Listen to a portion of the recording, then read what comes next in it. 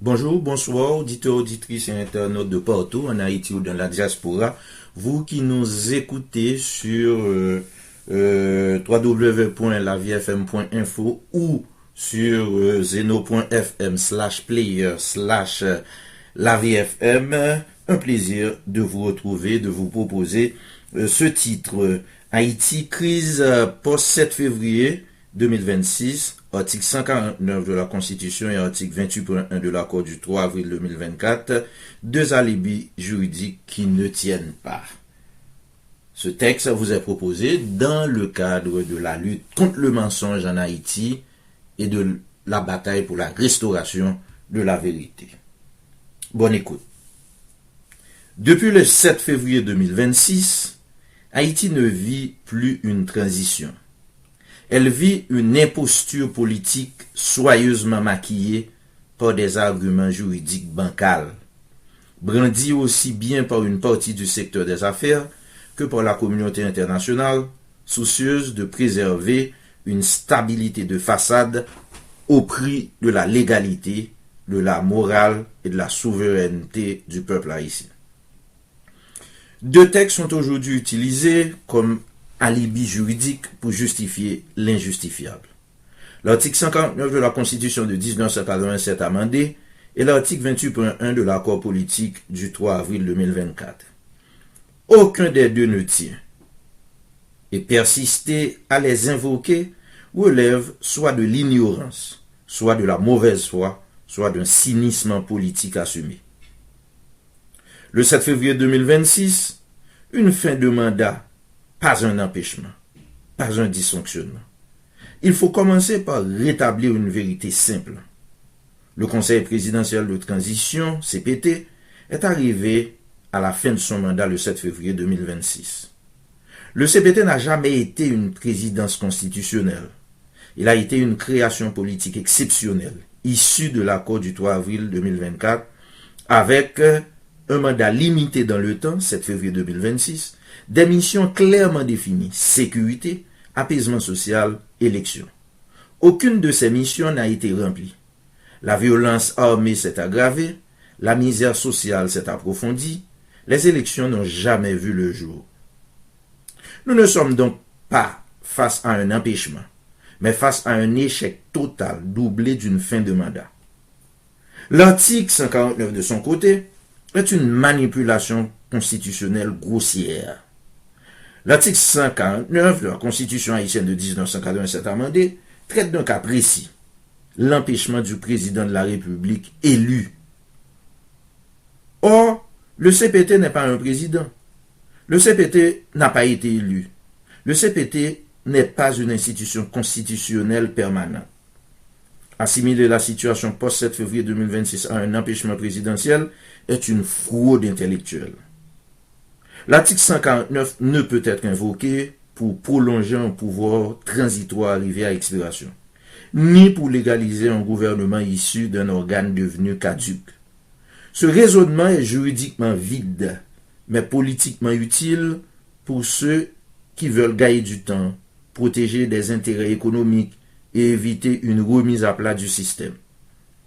L'article 28.1 de l'accord du 3 avril 2024 de son côté, c'est un écran de fumée. L'autre subterfuge consiste à invoquer l'article 28.1 de l'accord du 3 avril 2024, selon lequel, en cas de dysfonctionnement du CPT, le Premier ministre et son gouvernement assureraient la continuité. Mais là encore, le raisonnement s'effondre. Un dysfonctionnement survient pendant l'exécution de mandat, pas après son expiration.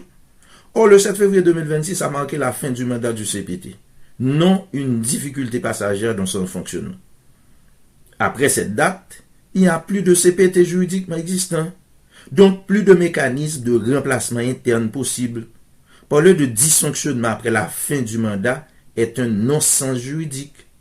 Laurent Saint-Cyr, c'est un personnage qui trouble l'opinion publique. De quel transfert de pouvoir parle-t-il sans base légale? La question centrale demeure. De quelle autorité légale Laurent Saint-Cyr dispose-t-il en fin de mandat pour transférer la charge du pays au Premier ministre et à son gouvernement? La réponse est brutale. D'aucune.